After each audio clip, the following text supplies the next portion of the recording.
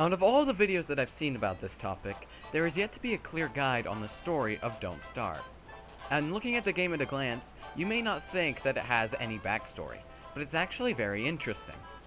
The lore starts in the year 1901, where a man named William Carter arrives at Ellis Island from London. He's tall, frail, and nervous. He works as a magician but is doing very poorly. Without a place to stay and with a rather unpopular act, he struggles to stay afloat. He attempts to stay with family along with his twin nieces, Wendy and Abigail. This means that Wendy is technically the first playable character introduced in the timeline, since Maxwell doesn't exist yet.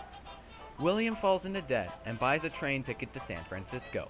While on the train, it collides with a broken down circus wagon, and many are injured, but William somehow survives.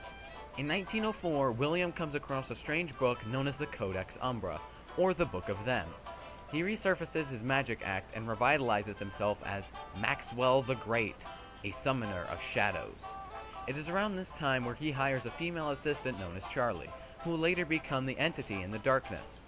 Around this time, he travels to San Francisco with the company of Wolfgang, Wes, and Wigfrid. As Maxwell begins to study the book, dark things start to emerge. In April 17, 1906, Charlie ventures into Maxwell's room and finds a secret study with scrawls of words written on the walls. Charlie, Charlie, Charlie, written everywhere. Charlie stays for as long as she can, then makes a hasty exit, returning only to leave a note to Maxwell, suggesting that they take a break after the final show. The final show comes around. Maxwell attempts to pull a shadow from the Codex Umbra, but the shadow attempts to pull him in instead. He escapes, but only moments later are both him and Charlie sucked into the Codex.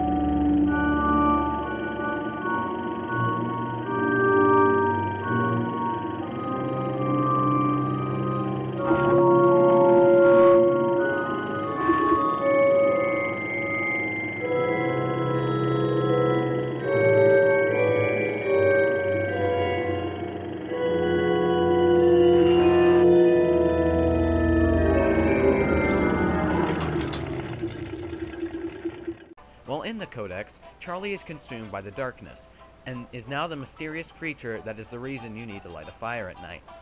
Maxwell is put in the Shadow Throne, where he is the king of the Don't Starve world. He can create and manage parts of existence, but is trapped forever. He starts attempting to communicate with the outside and draws in new people, like stage performers and those with dark obsessions. He lures them into the Don't Starve world, where they are essentially his puppets. Minor detail, in 1919, the PR-76 radio is made. This is how Maxwell lured Wilson into the Don't Starve world. Wilson is told by Maxwell that he'll be granted power and is urged to create a portal. After creating said portal, Shadow Hands grab Wilson as he attempts to make his escape from Maxwell's plot to bring him into the world. Fun fact, Wilson is the only character to die chronologically. After completing adventure mode, Wilson finds Maxwell's throne and frees him. But in doing so, Maxwell turns to dust and Wilson takes his place on the Shadow Throne, and stays in there for an unknown amount of time, not luring anyone in like Maxwell, however.